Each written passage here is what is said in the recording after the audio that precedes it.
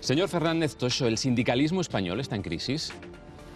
Bueno, yo creo que al sindicalismo español le pasa lo que sucede con casi todas las instituciones, que está bajo el foco de la sospecha de la ciudadanía. Y lo peor que se puede hacer en esas circunstancias es mirar para otro lado. Nosotros queremos mirar para adentro y a los ciudadanos y a los trabajadores. Señor Fernández Toxo, bienvenido al debate de la 1. Muchas gracias. Buenas noches, nos acompaña el secretario general de Comisiones Obreras. Con él hablaremos de la situación de los sindicatos en España, del momento económico que vive el país y de otros asuntos de actualidad. Luego, con nuestros tertulianos, analizaremos y debatiremos cuestiones como la Convención Nacional que el PP va a celebrar desde mañana en Valladolid. Será inevitable que el foco se ponga en las bajas conocidas esta semana. Vidal Quadras deja el PP y se va a Vox por diferencias políticas. Mayor Oreja renuncia a ser el candidato popular a las europeas y no irá a Valladolid. Y tampoco irá a Aznar. ¿Se puede interpretar su ausencia como un desplante? ¿Qué alcance tienen los anuncios de Vidal Quadras y Mayor? ¿Se ha roto algo en el sector más conservador del PP? La secretaria general decía hoy en Televisión Española que no. Los partidos políticos son algo vivo, en movimiento, y como toda organización humana, pues hay personas que dejan de estar y hay personas que se incorporan. Quiero decir que a esto hay que darle la trascendencia justa. Otra noticia con recorrido es la paralización del proceso para privatizar la gestión de 6 hospitales públicos en Madrid. Lo anunció Ignacio González tras la decisión de la justicia madrileña de mantener la suspensión cautelar de ese proceso. El consejero de Sanidad presentó su dimisión. Médicos y personal sanitario han celebrado la decisión judicial. Analizaremos este año y medio de conflicto con huelgas, manifestaciones y recursos. ¿Se puede hablar de presión a los jueces? ¿Es acertada la decisión de González? ¿Cómo afecta este revés a su gobierno regional y a su futuro político? El Gobierno ha decidido dejar sin efecto el proceso de externalización de la gestión sanitaria a la vista de la resolución dictada en el día de hoy por los tribunales. Intentaron con todas sus fuerzas privatizar y desmantelar la sanidad pública madrileña. Y nosotros, con toda nuestra fuerza, les hemos dicho que no. Y la sociedad madrileña les ha ganado. El príncipe de Asturias acaba de cumplir 46 años y por eso hablaremos de la figura del heredero, de su papel en el futuro de la monarquía parlamentaria. Las encuestas lo sitúan como el miembro mejor valorado de la familia real en un momento especialmente delicado por la imputación de su hermana, la infanta Cristina, en el caso Nos. A poco más de una semana de que la infanta declare ante el juez, la policía recomienda que llegue hasta la puerta del juzgado en coche y no caminando por motivos de seguridad. De todo esto vamos a hablar durante los próximos 90 minutos. Empieza el debate de la 1.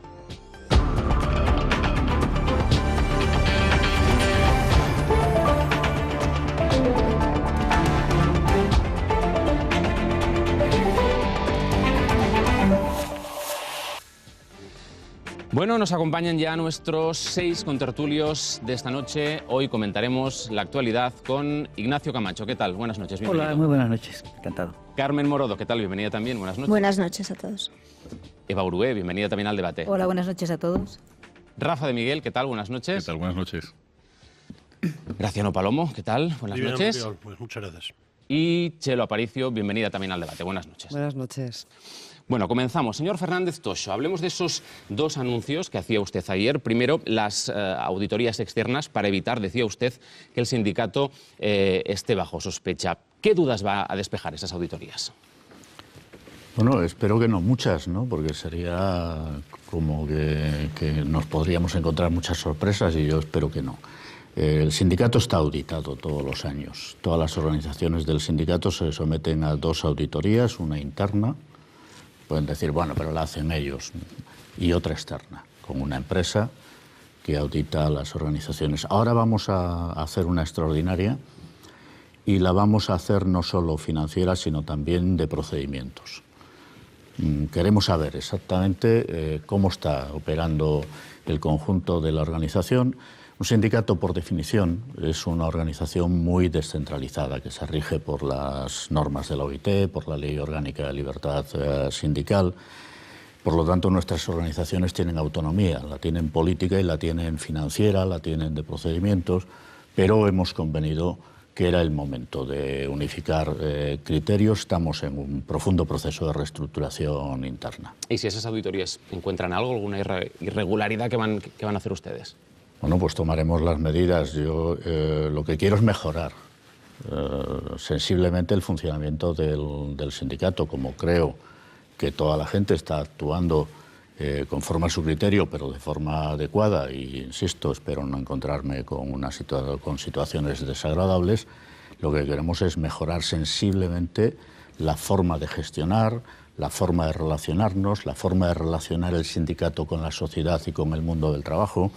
No solo estamos haciendo las auditorías, estamos poniéndolas en marcha, estamos en una profunda reestructuración interna de adelgazamiento de la estructura, por decirlo de alguna manera, de la superestructura política del sindicato. Ese es el segundo asunto al que usted hacía referencia ayer, esa fusión de 6 federaciones de comisiones obreras. ¿Se va a hacer sin tocar la plantilla?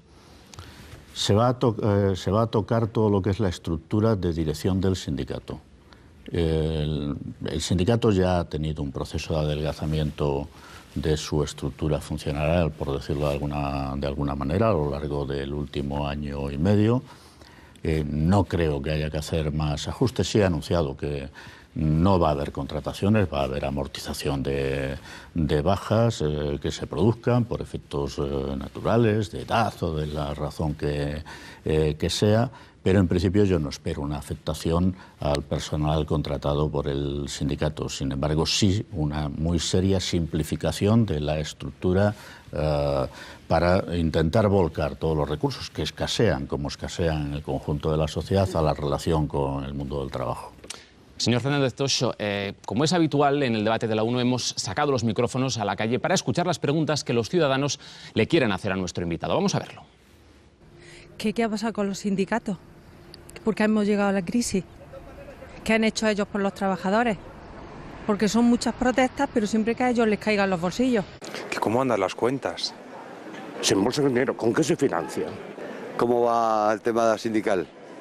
¿Ya se han arreglado? Pues esa es la pregunta. Están haciendo ellos reestructuración de sus plantillas con 20 días por año, con la ley laboral, ¿no? Y a los demás sacan huelga para que salgamos a la calle a pedir que les den 45 porque no se les dan ellos. Que sean honestos, honrados y que le aprieten un poquillo las clavijas o lo que cada uno quiera decirle a los que tienen que apretárselas. ¿Qué vamos a hacer con sindicatos que están vendidos a un sistema? Nunca nos han defendido y ahora menos. Eso es lo que le diría. No le preguntaría nada porque ya sé de qué pie cojea, ya sé quién le paga. Pues cara al público, lavar un poco la imagen o explicar a la gente lo que ha pasado últimamente con los sindicatos, simplemente eso. Sobre todo qué pueden hacer para que realmente haya trabajo. Como los sindicatos, ¿no?, gestionan el dinero público. Si habría alguna posibilidad de que eso se hiciera más transparente, ¿no? ¿Qué están haciendo por reducir el paro y que los trabajadores vayan mejor? Más que nada, pues que de cara a los jóvenes deberían de plantear alguna forma de trabajo porque la gente se le está acabando el paro, la gente tiene sus respectivas familias y de alguna manera tienen que comer. ¿Está justificada la imagen o la percepción que tienen algunos ciudadanos de los sindicatos, señor Toxo? Por lo que escuchábamos en las preguntas. Sí, yo entiendo perfectamente. 6 años de crisis económica, 6 millones de personas en situación de desempleo, de ellos del orden de 3 millones de personas sin percibir ningún tipo de ni salario, ni pensión, ni prestación económica por desempleo, generan efectos demoledores, ¿no? Y es normal que crezca la desconfianza, el escepticismo en muchos casos. Pero, en fin, no sé si habrá tiempo, en las preguntas podremos entrar a todas y cada una de las cuestiones que se plantean. Lo tocaremos todo lo que podamos. Pero sí creo que el sindicato tiene respuestas a casi todas, no siempre satisfactorias, pero mire, por empezar por algún sitio, ¿no? ¿Qué hacen los sindicatos o qué han hecho los sindicatos en esta situación de crisis? Pues los sindicatos españoles hemos sido los únicos en el contexto europeo, en una situación como la que estamos viviendo todavía, que hemos suscrito 2 grandes acuerdos. Uno por 2 veces. Uno de negociación colectiva, que intentando poner el acento en el empleo, planteó una moderación muy seria de la evolución de los salarios. Ahora hay que invertir las cosas, en mi opinión. que ha pretendido buscar estabilidad para la empresa, para los trabajadores y trabajadoras en las empresas, de manera que cuando intuíamos en el año todos y todas, 2010, que podíamos empezar a remontar los efectos de la crisis, pudiera consolidarse una situación que permitiera esa salida y lo hiciera en clave de empleo. El segundo, un acuerdo inédito en Europa de pensiones.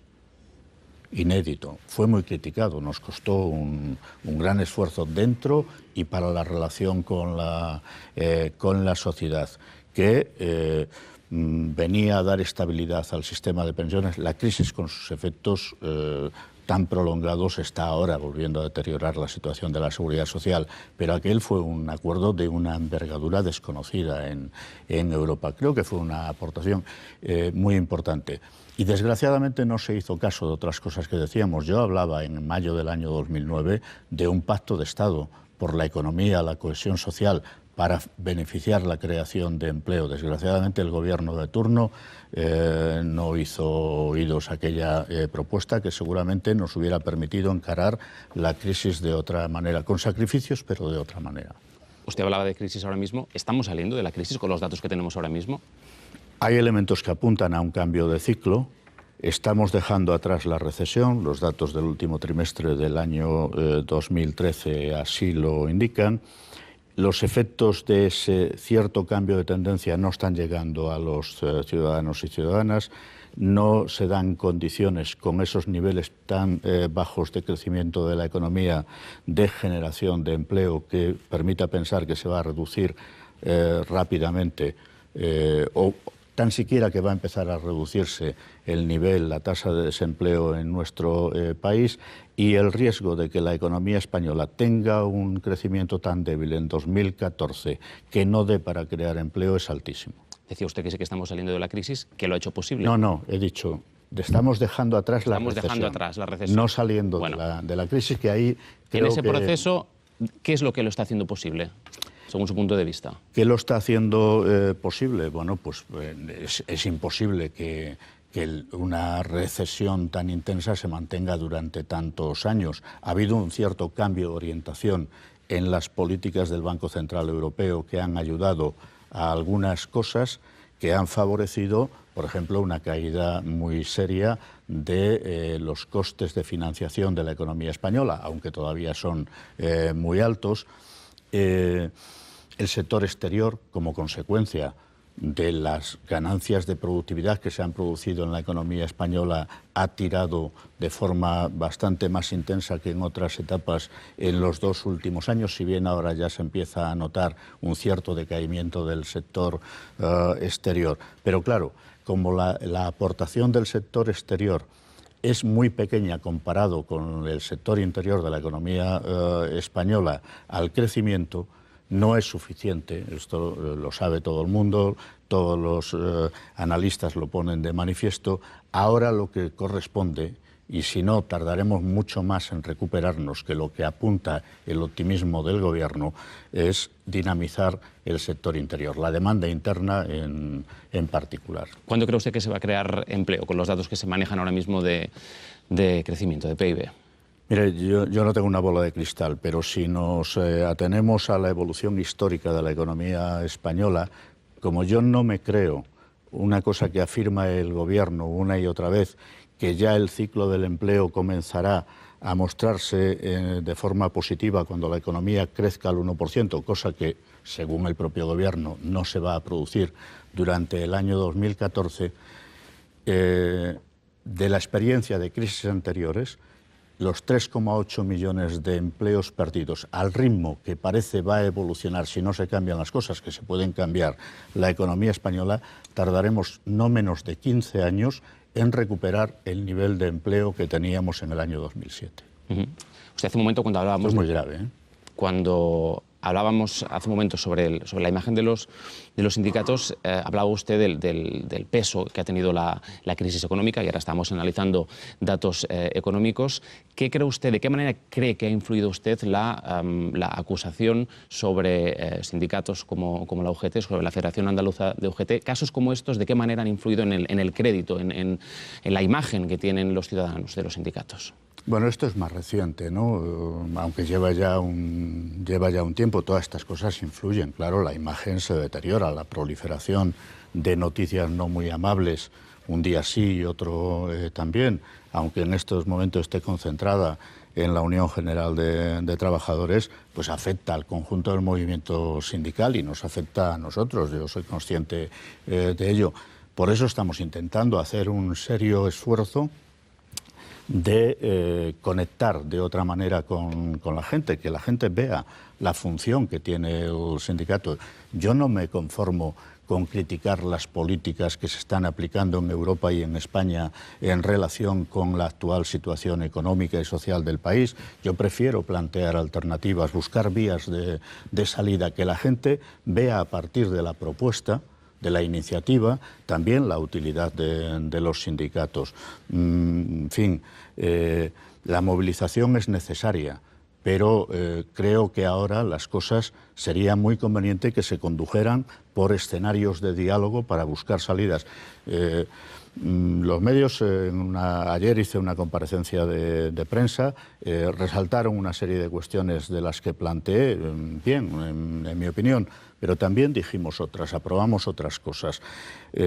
Apuntalar el crecimiento económico, apuntalar el cambio de ciclo económico es fundamental en estos momentos. Y como nosotros estamos convencidos de que es en el impulso de la demanda interna que se puede apuntalar para generar empleo más rápidamente, hemos propuesto varias cosas. Una, dentro de 15 días tendremos una propuesta de reforma fiscal para intervenir en el debate que quiere abrir el Gobierno, que me parece fundamental. España tiene un problema de financiación y una parte de la financiación tiene que venir de un cambio en la política fiscal, no solo de lucha contra el fraude, sino con otras cosas.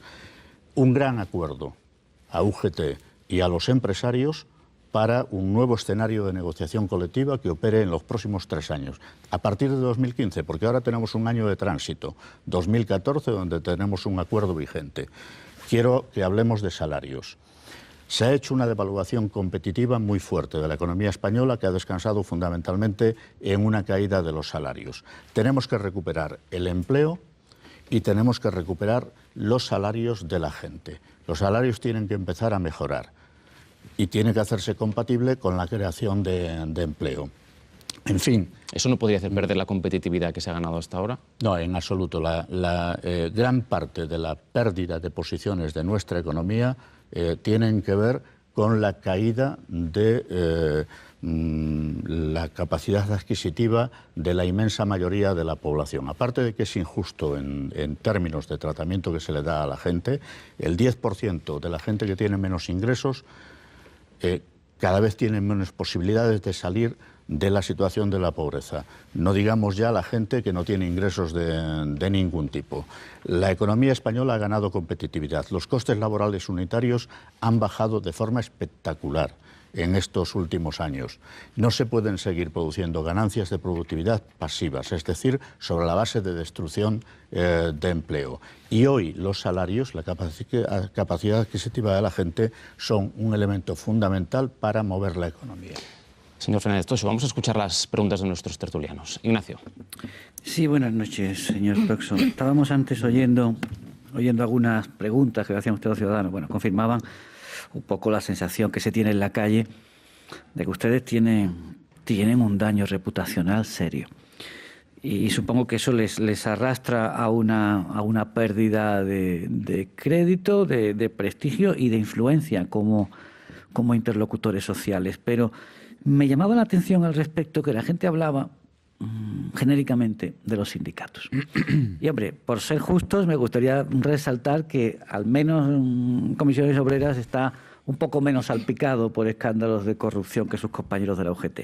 ¿No tiene usted la sensación a este respecto de que la estrategia de unidad de acción que ustedes han desarrollado en los últimos años, décadas casi, con UGT, les está arrastrando también a ustedes cuando el otro gran sindicato se ha visto envuelto en problemas graves? Que no es que ustedes lo tengan, pero es verdad que los han tenido a menor escala.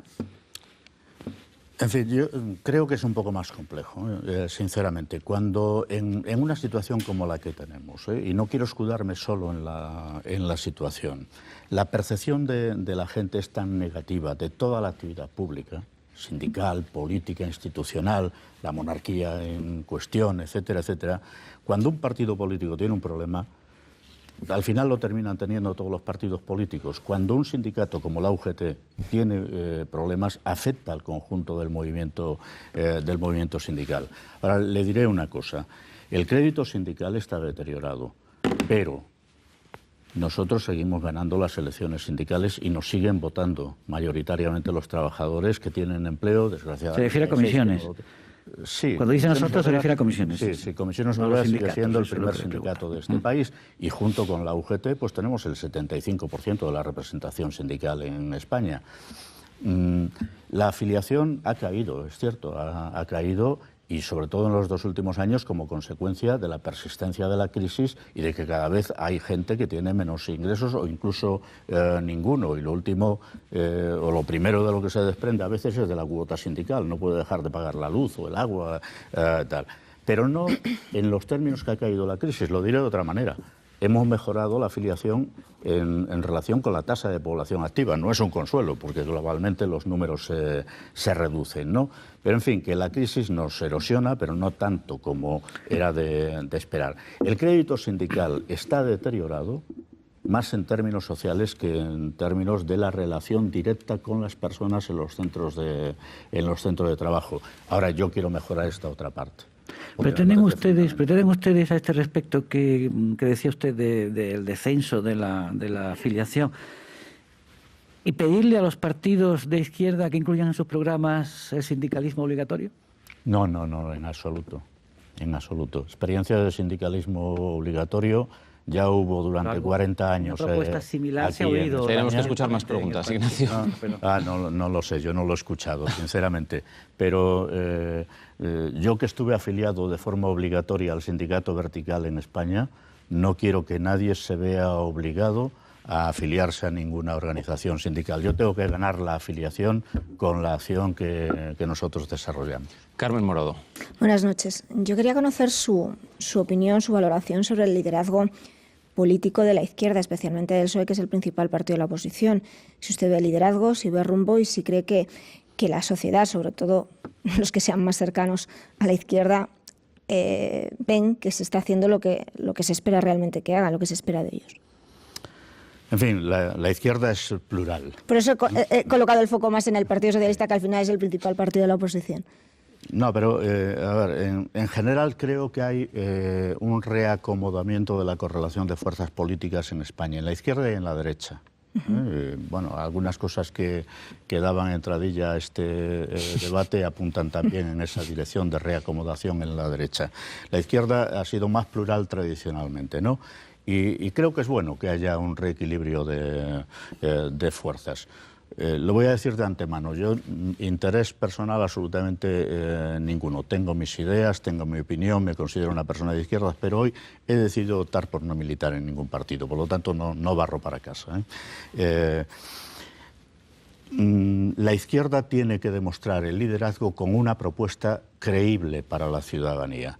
Y sinceramente, la izquierda mayoritaria en España y en Europa no ha sabido estar a la altura de las circunstancias, no ya en el momento en que la crisis se desencadena y en la gestión de la misma, antes, 30 años de ausencias, ensayos de terceras vías que en mi opinión han sido terribles, perniciosas, no han permitido diferenciar los discursos entre la izquierda y la derecha, y esa confusión se ha trasladado al conjunto de la ciudadanía. Creo que necesitan hacer un esfuerzo muy importante más allá de las personas que lideren los proyectos, ¿no? Algunas de las que están ahora creo que vienen bastante quemadas de etapas anteriores. ¿Se refiere a Rubalcaba? Sí, está acompañado de más gente que también viene... ¿A quién vería usted ejerciendo ese liderazgo del que hablaba? No me corresponde. Ya tengo bastante con gestionar el sindicato que lo identifique. Pero también están gastados los de Izquierda Unida, quiere decir. También están gastados, también están muy desgastados los de Izquierda Unida. Tenemos que pasar el balón, Carmen. Menos tiempo. Vale. Nos centramos entonces en Rubalcaba. Eva Orue. Habla usted, señor Toxe, buenas noches, con una convencida de la necesidad de que los sindicatos tengan su papel en la vida pública, pero la sensación que tengo, la sensación que percibo, e incluso la sensación que corroboran quienes han participado en la encuesta que se ha emitido hace unos minutos, es la de que los sindicatos no representan a los trabajadores, o por lo menos que representan solo a una clase de trabajadores. Y no hablo de los que tienen trabajo frente a quienes no lo tienen, sino a todos aquellos que han salido de, por decirlo así, de la nómina de siempre. Tengo la sensación de que ustedes, no ustedes Comisiones Obreras, sino ustedes los sindicatos, pero en fin, como representante de Comisiones Obreras me contestará por su sindicato, no han sabido entender o no se han ajustado lo suficientemente rápido al cambio del mercado laboral antes incluso de que la crisis pusiera a tanta gente de patitas en la calle. Que hay muchos trabajadores que están lidiando con unas circunstancias que no son las que ustedes contemplan, las que ustedes defienden. Yo no lo creo así. Yo veo las cosas de otra manera, pero bueno, para eso estamos, para discutir, ¿no? Tradicionalmente se ha acusado al sindicalismo español, al mayoritario, que era la referencia, ¿no?, de ser un sindicato de varones de cierta edad, estables y ya apurando en el afine, decían, del sector público. Las cifras de mi sindicato, por ejemplo, desconozco las de otros, no se compadecen con esa visión, ¿no? Es un sindicato, algunos sí peinamos canas y ya nada más que canas, porque llevamos mucho tiempo. Pero le queda muy bien. Muchos trabajadores estables, pero cada vez más hay otro tipo de trabajadores. Por ejemplo, el otro día, revisando el censo de la afiliación, encontraba un dato para mí un tanto sorprendente, ¿no? 94.000 personas en situación de desempleo, afiliadas al sindicato pagando su cuota. El tejido español es de pyme y de micropyme. De casi 3 millones de empresas censadas en el último censo conocido, el 98% de las empresas tenían menos de 25 trabajadores. Nosotros ganamos las elecciones sindicales porque nos votan esos trabajadores, que son quienes mayoritariamente están afiliados. ¿Pero cree de verdad que el sindicato les sirve de algo a los trabajadores jóvenes, a los trabajadores de las empresas pequeñas? Estoy absolutamente convencido, y no solo por razones históricas, porque la gente aquí olvida que hay sanidad pública y educación pública y estado del bienestar, en definitiva, porque antes hubo mutualidades obreras, porque se constituyeron sindicatos, porque se peleó contra una dictadura, etcétera, etcétera. Mucha gente no sabe el papel del sindicato, en parte por déficit nuestro de explicación, ¿no? Y es como lo del aire, se nota su ausencia cuando falta. O se nota que existe cuando falta, ¿no? La inmensa mayoría de los trabajadores de España, desgraciadamente, no saben quién negocia su convenio colectivo por el que le mejoran ahora menos el salario, las condiciones mucho de vida, menos de trabajo. Sí, ¿y de quién es responsabilidad que no lo sepan? ¿De quién es responsabilidad? ¿De quién es responsabilidad? Pues probablemente nuestra, y lo pongo en primera línea, pero también por la configuración que ha tomado el sindicalismo en España después de la dictadura, y que una entidad parasindical en las empresas es quien establece la interlocución directa con los trabajadores. Estamos en ella, pero no aparece el sindicato en primera fila. Hay quien piensa, por ejemplo, que la negociación colectiva que afecta al conjunto de la gente, independientemente de que esté afiliada o no a la organización que termina negociando y firmando el convenio colectivo, es una forma de desincentivar la afiliación. En Alemania no es así. En Gran Bretaña se negocia para los afiliados a los sindicatos. Yo no quiero ese sistema para España. Prefiero negociaciones de carácter general con afectación al conjunto, porque creo que si no habría un serio riesgo de una muchísima mayor desprotección de los trabajadores. Más preguntas. Rafa de Miguel. ¿Qué tal? Buenas noches, señor Fernández. Buenas noches. Quería hacerle dos preguntas. Una que tiene mucho que ver con lo que estaba diciendo, pero yo sí que creo que hay una percepción doble cuando la ciudadanía piensa en los sindicatos. Una es la de los trabajadores, que en mayor o menor medida son conscientes de cuál es el papel de los sindicatos y de cuál ha sido en estos años. Y luego la de todas esas personas que están desesperadas, que no tienen trabajo, los jóvenes sobre todo, que en la encuesta que hemos visto preguntaban una y otra vez lo mismo. ¿Qué están haciendo los sindicatos para que se cree empleo? Porque esa yo creo que es la principal angustia que tiene este país en estos momentos.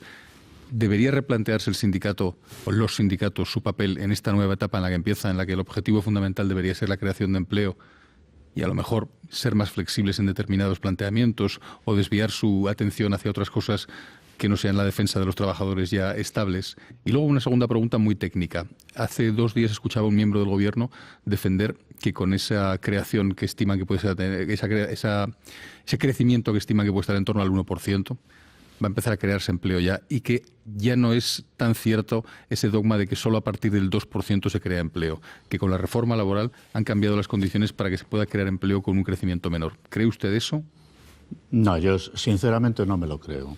Y además intentaré argumentarlo, aunque sea brevemente, ¿no? La economía española necesita ganar competitividad. La competitividad se gana fundamentalmente mejorando la productividad de cada una de las partes de las unidades económicas del país. El crecimiento de productividad en estos momentos está siendo pasivo, decía antes. Es decir, se asienta sobre la destrucción de empleo, una reducción de costes laborales unitarios asociados a la masiva destrucción de empleo que ha conocido la economía española, que sufre la gente a lo largo de estos 6 años de crisis.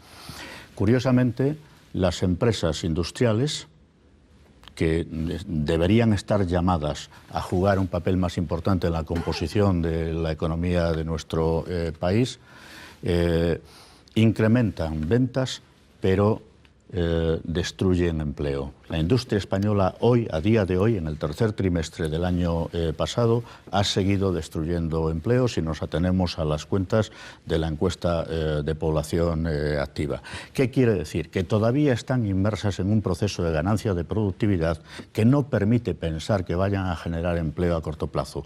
Yo digo justamente lo contrario que dice el Gobierno.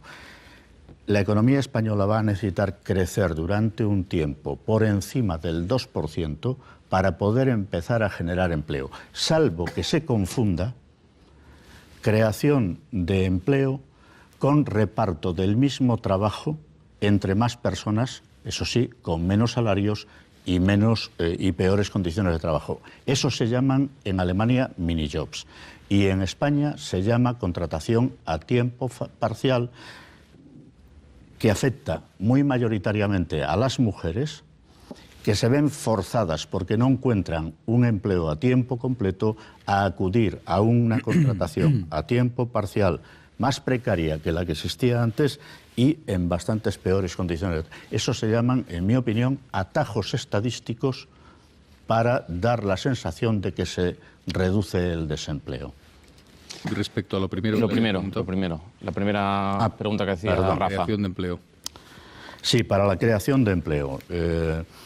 Intentaba decirlo antes, ¿no? Es decir, España necesita apuntalar el sector interior, que es el que de verdad está llamado a jugar el papel de dinamización de nuestra economía.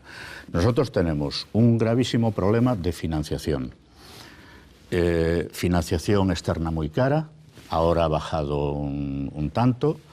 Tenemos escasa financiación de las administraciones públicas, que hoy están llamadas a jugar un papel en ausencia del sector privado de primera magnitud para el impulso de la economía. Eso se llama fiscalidad.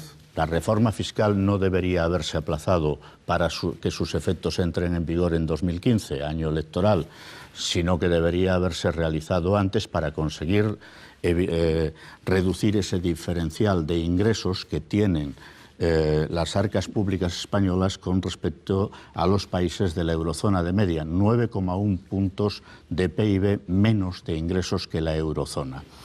Nosotros no tenemos, contrariamente a lo que se dice, un estado elefantiásico. Tenemos ineficiencias que hay que corregir. Tenemos 5,6 puntos de gasto social menos que los países de la eurozona. Y hoy el Estado social, las bases del Estado del Bienestar, la sanidad, la educación, la atención a las personas dependientes, las políticas sociales, son nichos de empleo de primera magnitud, que es lo primero que habría que estar impulsando, porque en la salida de esta crisis nos va a faltar lo que tuvimos en otras, que es el empleo de la construcción, que no va a venir. Y por lo tanto necesitamos esto, mejorar la recaudación los ingresos de las administraciones públicas, los ingresos fiscales. Necesitamos mejorar la capacidad adquisitiva de la gente para dinamizar el consumo interior y necesitamos inversión pública que anime a su vez la inversión privada, porque si no, de otra forma no se va a producir.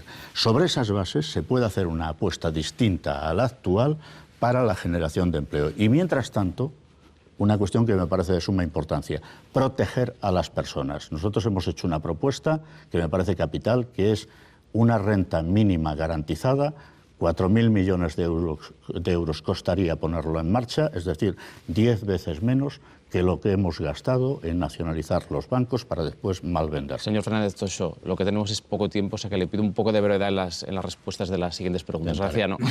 La pregunta va a ser rápida. Buenas noches, señor. Muy buenas noches.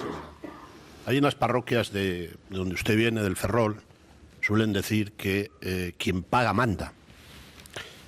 No sé si ustedes podrían vivir con sus propias fuerzas, como hacen algunos sindicatos de Europa, a los que ha dicho usted que quería parecerse. Quería hacer una breve reflexión acerca de la izquierda y preguntarle por un asunto que acaba de suscitar usted muy interesante, que es ese papel de la izquierda y de los propios sindicatos de izquierda, cómo se ve en una Europa unipolar ya, absolutamente unipolar, cuando incluso primeros ministros de corte liberal o conservador han adoptado los viejos principios teóricos de Marx y de Weber, que la superestructura económica es la que modifica sustancialmente el resto de las superestructuras de un país o de una sociedad. El caso de España es más que evidente. El estado elefantiásico al que usted se refería, de las 5 administraciones que desde luego pagamos y que a veces sufrimos, ¿cree usted que sobra alguna? Y ahí me quedo para no ser tan brillante como Ignacio Camacho. Corta no niego que ha sido, pero que motiva reflexiones importantes creo que también, ¿no? En fin, creo que necesitamos una reforma seria de las administraciones públicas en nuestro país. Desgraciadamente no están en el core las bases de la reforma de la administración que necesita España. Yo que soy un defensor del Estado autonómico, creo que además tiene que migrar hacia otra forma de relación entre territorios, entre otras cosas para evitar el choque de trenes que amenaza en noviembre de este año con el conflicto de Cataluña. Soy partidario de la necesidad de una segunda descentralización administrativa de España, de manera que se dé un papel más protagonista a las corporaciones municipales, aquellas que están más directamente vinculadas a los ciudadanos y ciudadanas, que tienen importantes competencias pero no tienen recursos, y ahora además se les vacía de competencias, aparte de no darles los recursos, ¿no? En España ha habido una suerte de recentralización autonómica. Se criticó el Estado central. Había que descentralizar política, administrativamente y aún económicamente España, pero se hizo otra suerte de concentración en las comunidades autónomas. Creo que hay que simplificar por abajo, descentralizar hacia las corporaciones locales. Hay ejemplos en otros lugares del mundo. Y tenemos una institución decimonónica que son las diputaciones. Ojo, 100.000 empleos, ¿eh? Cuando se plantea una propuesta hay que buscar también una salida, una solución. No podemos engrosar las cifras del paro con otras 100.000 personas más, pero creo que sí convendría adentrarse en una reflexión profunda en el país para simplificar las administraciones públicas. Los sindicatos europeos, es que esta no puedo dejar de contestarla, reciben más recursos públicos que los españoles, todos los sindicatos. Alemania, por ejemplo. Sí, Alemania, por ejemplo, con una participación en elementos de economía social, o por ejemplo, en la participación en la gestión de la formación, los sindicatos alemanes, mucho más potente que los sindicatos españoles, evidentemente, ¿no? Yo he hecho una propuesta y me reitero en ella. En los años 80 se decidió que los sindicatos recibieran una parte de subvención de los presupuestos generales del Estado. No confundir con recursos finalistas que se ponen a través de la formación para que los sindicatos gestionen a través de cursos de formación. Bueno, aquel debate se hizo en aquel momento. El Parlamento debería tomar el toro por los cuernos y a día de hoy, en la España de 2014, con una crisis como la que vivimos, con la percepción que tienen los ciudadanos de las instituciones, decidir si en estos momentos corresponde o no mantener la financiación pública de las organizaciones políticas, sindicales y otras organizaciones en nuestro país? Chelo. Es obvio que no se va a plantear. Chelo. Dos cosas. La crisis nos ha enseñado algo a los españoles y a comisiones obreras. Y una mención. Usted ha dicho antes que era un atajo los contratos a tiempo parcial. En un país como el nuestro, con 6 millones de parados, ¿realmente no merece otra atención por parte de un sindicato como Comisiones Obreras? Pensar sobre ello e incluso también sobre ese tabú que es el contrato único, que algunos expertos lo reclaman. Y en España pues ni partidos ni organizaciones empresariales, aunque el otro día Rosell sí se refirió a este asunto de forma un poco confusa, por cierto. Pero en fin, no sé si le...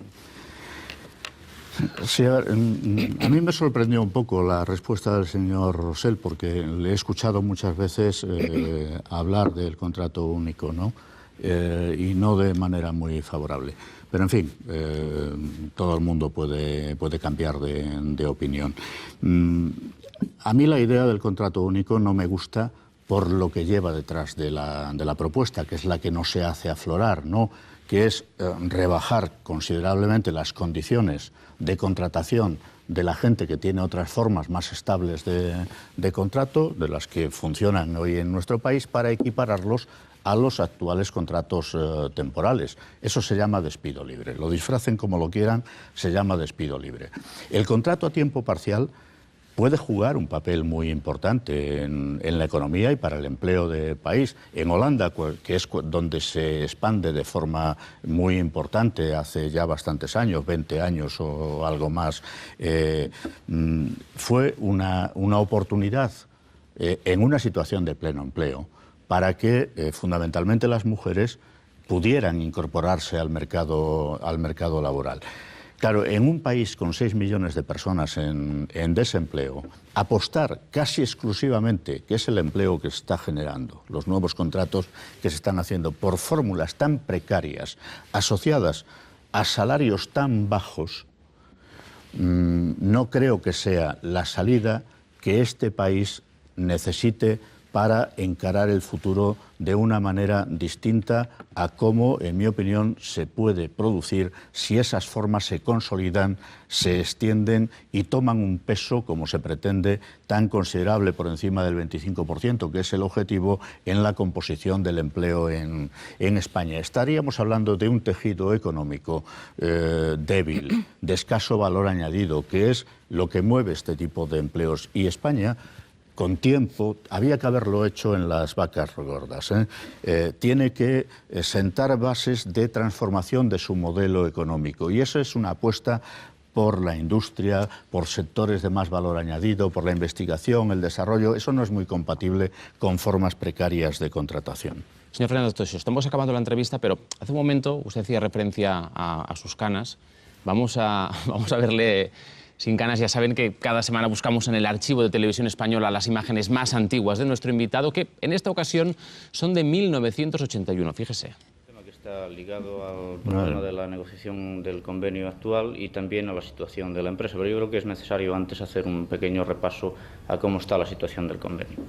La negociación en este momento está suspendida después de 2 meses de... Sí, recuerdo, fue el plan uno de los primeros planes de viabilidad de aquella empresa que ahora se llama Navantia y que, por cierto, la está pasando canutas también en Ferrol, en Cádiz, en Cartagena.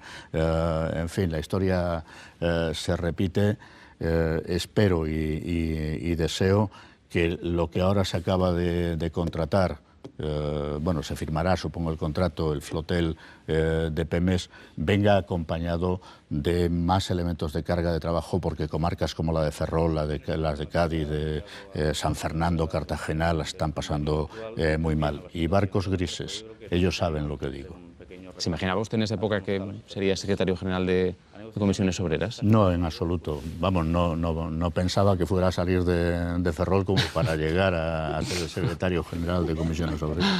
Sí. Sí, esto es lo que, eso decía. es lo que decía. Son dos hoteles flotantes. Señor Fernández Toxo, muchísimas gracias por estar hoy aquí en el debate y hasta otra ocasión. Me ha encantado, un placer. Cuantas veces me inviten aquí.